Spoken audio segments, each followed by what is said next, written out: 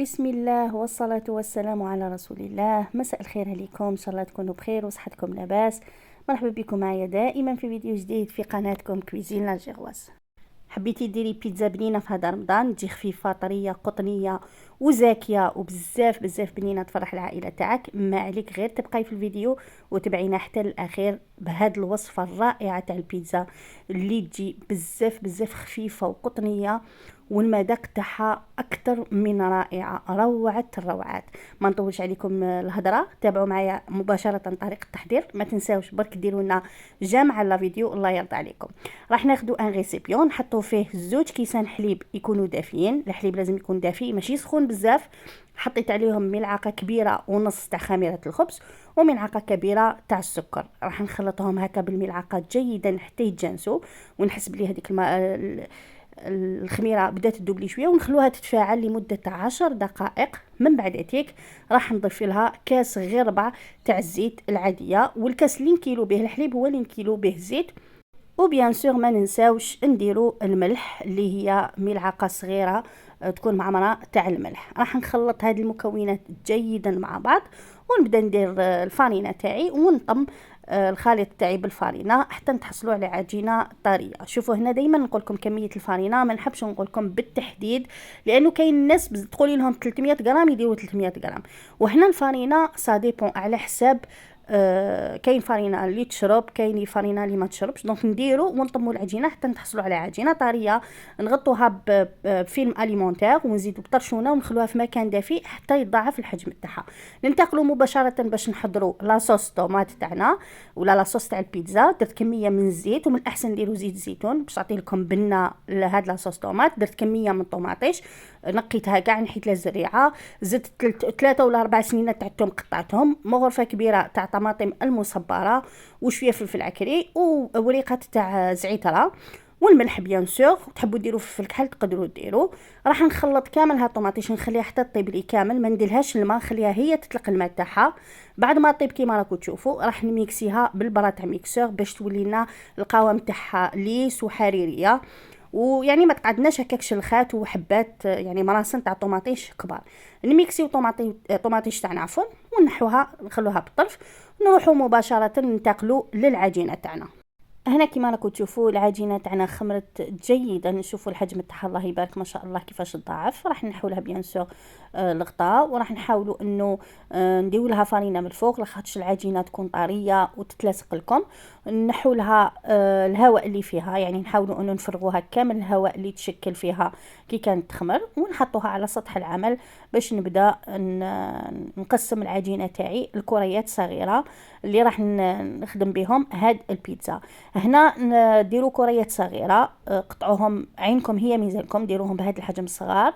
وإلا حبيتوا تستخدموا الميزان تقدروا تستخدموا. هاد الكريات يكونوا بين 25 حتى 30 غرام.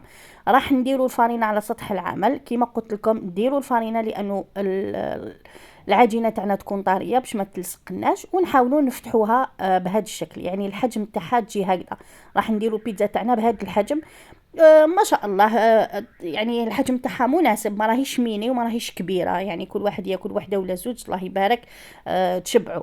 راح نحطهم في صينيه تاعي ونبدا نحل كامل هاد الكريات تاعي حتى نعمر كامل سنيوات. شوفوا الكميه الله يبارك ما شاء الله دير لكم بزاف، يعني زاكيه هاد الوصفه، وراح تفرح كامل العائله وياكلوا الله يبارك ما شاء الله حتى يشبعوا ويقدروا حتى يسحروا بها في السحور بالنسبه للاشخاص اللي ياكلوا في السحور. احبابي حبيت نذكركم ما تنساوش اذا نسيتوا ما درتوش جام في بدايه الفيديو، راني نفكركم دوكا ديروا لي جام وبلاكوا تنساو. كيما شفتوا هنا حطيتهم كامل في الصينيه دهنوها كامل بالزيت وحطوها البيتزا تاعنا من الفوق. بيان سور نتقبوها بالفرشيطه، وراح نديرو كامل هاد لاصوص طوماط اللي حضرناها مع بعض في البيتزا من الفوق هكذايا. نحاولوا ما نخرجوهاش على الاطراف باش الاطراف تاعها يقعدوا هكاك شابين، ويعني يبان شكل البيتزا في الوسط، يعني لاصوص طوماط تبان في الوسط، والغارنيتور اللي نديروها من الفوق كامل تكون في الوسط. بعد ما درت كامل طوماطيش في البيتزا تاعنا حطيت انا هاد الفرماج تاع البرجر، قطعته المربعات صغيره وحطيته من الفوق. انا هنا درت تختينو بزاف مليح، يدوب مليح مليح، وبنه تاعو بزاف بنينه. هذوك المربعات تاع خبز البرجر اختاروا لا مارك تارتينو، مش اعلان بصح الحاجه المليحه نحب نقول عليها. انا هنا بعد ما درت هذاك الفرomاج تاع البرجر راح زدت من الفوق الفرomاج شيدر. شوفوا البنات صراحه البيتزا تحتاج للفرماج، بيتزا تحب الفرماج، يعني قد ما تكثروا لها الفرماج قد ما تجيكم بنينه. ومن بعد هنا درت هادو النقانق ولا لي سوسيسون، شريت هادوك تاع بلاط اللي يجوا في الباكي ماشي غاليين، واقيل في الباكي فيه 6 ب20 ألف. طيبتهم قليتهم وقطعتهم هكايا كاع صغار كيما راكم تشوفون، نحطهم من فوق. اخترت انه نديرهم هاد الخطراب هكذا، ودرت بزاف يعني غارنيتور من الفوق. دوك نوري لكم كيما هنا درت البيض تاع السمان وزدت لهم هذوك كيفاش يقولوا له البولي فومي، شريت بولي فومي قطعته مربعات وزدته هكا من الفوق. هنا حبيت نقول لكم في البيض تاع السمان تقدروا ديروا البيض العادي، وشنو اختاروا الحبات تكون صغيره يعني باش كي تفرغوها ما يفيد لكمش هذاك البيض بزاف. اختاروا الحبه تاع البيض صغيره، انا اخترت ندير البيض تاع السمان يجي شكلهم صغير هكذا مينيون يعني حاجه شابه. اون بليس ما تنساوش البيض تاع السمان بيض صحي وحاجه مليحه الانسان ياكلو، سورتو دراري صغار والناس اللي عندهم ولادهم يعني عندهم ثقل في النطق يعطوا لهم البيض تاع السمان، يقولوا عليه باللي بزاف مفيد يعني يعاون طفل باش يهدر تمتم. المهم احبابي حبيت نقول لكم بلي غارنيتور تاع البيتزا اللي من الفوق ديروا واش تحبوا، اختاروا واش تحبوا نتوما، ديروا اضافات كيما تحبوا. كيما راكم تشوفوا هنا زدت لهم هكا خيط رقيق تاع زيت الزيتون من الفوق، راح يعطي بنه رهيبه للبيتزا. وبيان سور درت لهم من الفوق اعشاب عطريه، تقدروا ديروا اعشاب عطريه زعتره ولا الحبق هذاك اليابس اللي عنده، ولا المعدنوس هذاك اليابس تقدروا ديروه من الفوق، يعطيكم يعني شكل شباب للبيتزا ويزيد يعطيكم مذاق مختلف.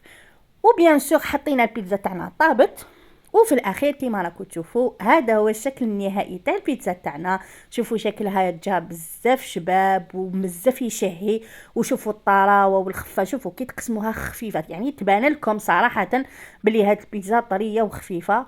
وكيما راكم تشوفوا هذه درت لها لي طوماط سوريز، نسيت ما قلت لكمش تخدموا هذيك الطماطم الصغيره كيف تعطي بنه للبيتزا رائعه.